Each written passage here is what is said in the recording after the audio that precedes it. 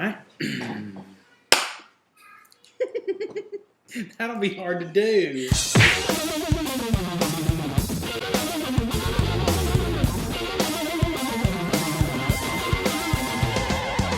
All right, it's the second episode of the Twilight Saga Saga. We actually shot one of these on Wednesday night or something, and our kids were asleep, and I was talking too soft. Imagine that, me talking quiet. That doesn't happen. Twilight has changed you.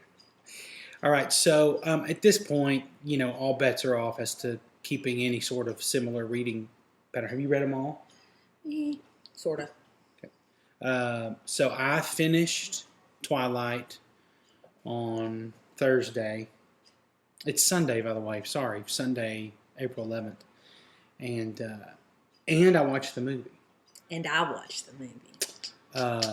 And now you've also seen New Moon because you read New Moon. You read New Moon and then you rented it. I skipped a lot of the Jacob Black part. Okay. I give a thumbs down to Jacob. So, if you'll allow me, let's talk about Twilight. I'll allow it. Versus the movie. Okay. There's a lot of stuff we said the other day as I was getting close to the end that was good, and I'm trying to remember it. Well, when I finished the book, I thought it was pretty dumb. Mm-hmm. Now that I've seen the movie, I think the movie's more dumb. It doesn't mean I think the book. I mean I don't know. It just made the book seem a little better to me. The movie did. The book was better than the movie for sure. Yeah, I think. But they had to leave a lot of stuff. Yeah. It was I thought I liked the way it ended. I thought that was good. It was still kind of surprising to me. It's hard for me now that Do you want to tell them what I did the other day? About New Moon? Mm-hmm. Why did you do that? He walked out. I knew he was about to walk on the treadmill. And he, all of a sudden, it was really late at night, he walked out, put his hands on his hips and said, "Where's New Moon? Give it to me." I said, "I think it's over on the table." And he stomped over and grabbed it up and then said, "Dang you, Stephanie Meyer," and then went in the bedroom and closed the door. Yeah. So, I'm reading, so it's hard for me now. Can you tell me why you did that? Because I didn't want to read it, but I did want to read it. You're ashamed that you wanted to read it. No, I'm not ashamed of it. I have a feeling I like Jacob so far. So I like him, but he serves a purpose. I think a book of that. I mean, if it was just more. All Edward. Yeah.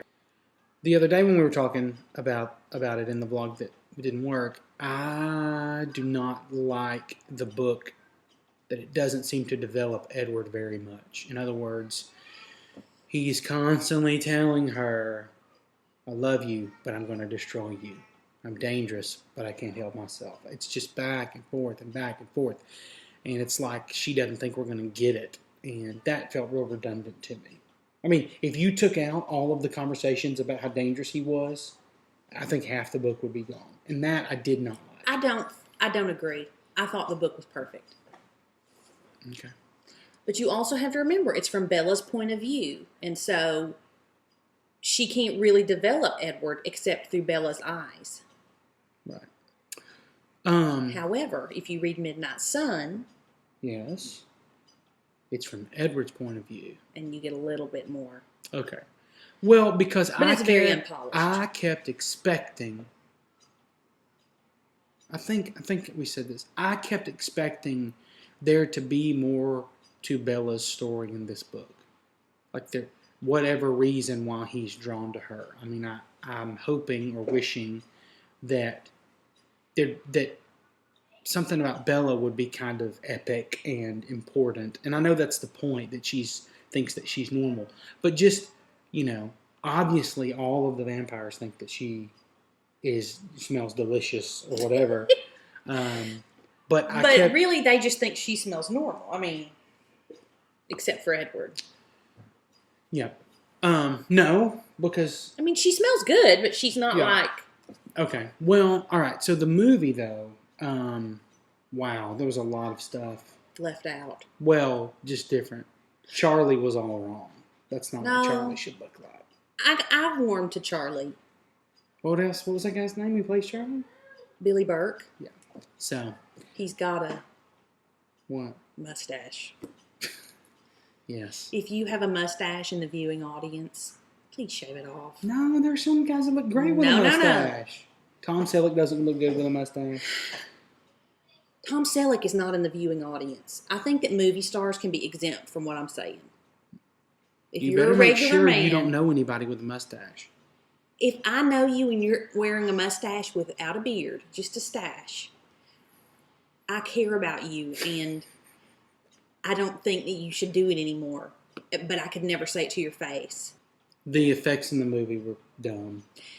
I thought they were pretty good, but I mean, how else were they going to do it? Well, Unless I figured in this day and age, they could have done CGI better. I mean, like that movie Push is a great example. Okay, With here's great what. but it just looks like they strapped Edward on a chair and just rolled him down a hill. He doesn't. Here's what I thought: like the part where Edward climbs the tree with Bella on his back. Right.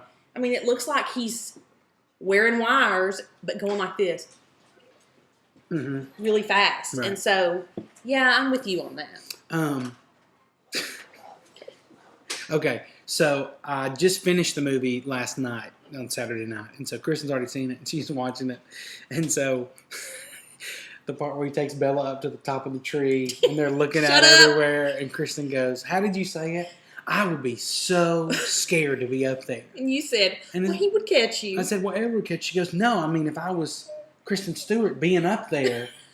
Because she thought she was really up hundreds of feet in the It air. looked like they were. But you don't ever think. I have a Right. problem. I'm an intelligent person, but I kind of lose it when it comes to movies and books. So Kristen thought they airlifted Edward and Bella up to the top of her tower. How would they get a camera up there? I thought it was flying over in a helicopter. But there's a whole scene where they're talking and stuff. Anyway. I don't know. Anyway. I think Stephanie Meyer's a cutie. I know. I'd never seen her before. I think she was cute. She's in the restaurant, right? In the diner. Yeah. I think she's at a laptop or something. This is my final word on the book. Okay, first of all, I have a problem in that I tend to completely buy into whatever it is that's going on. I just fall in love with the book, and I can't stop. I can't think. I can't get enough of it. I've got to have more. Insatiable. I'm insatiable when it comes to whatever it is. If it's usually a book, and that's the reason I don't read very often because I have a family, But I loved the book. That completely took me by surprise. I did not think I was going to love it. In fact, I've had several of my friends who've read it say to me, "You mean you haven't read Twilight? I would have thought you would be one of the first ones to read it, and I think you would love it." And I was like, whatever. But and my mom said, "Ooh, it sounds creepy to me," when I told her what it was. But I love it. I love the book, and I think it was perfect. And the movie was not perfect, but I still love the movie. I give it 2 thumbs up. Kristen Stewart is about the most awkward person in interviews I've ever seen. But I will say that at the end, where he tells her to go to Jacksonville, and she flips out, that was really good acting. I mean, that was really pretty good. And I think she's a very good actress. I guess I was expecting her to be... I was impressed by her in the movie. I thought it would be more like her normal... Awkward self. all that stuff. So, okay, so that's that. So we'd...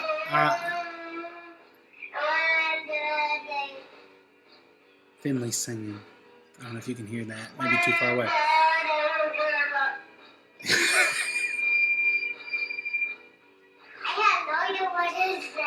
So we'll come back and talk about New Moon, the book versus the movie, in our next episode.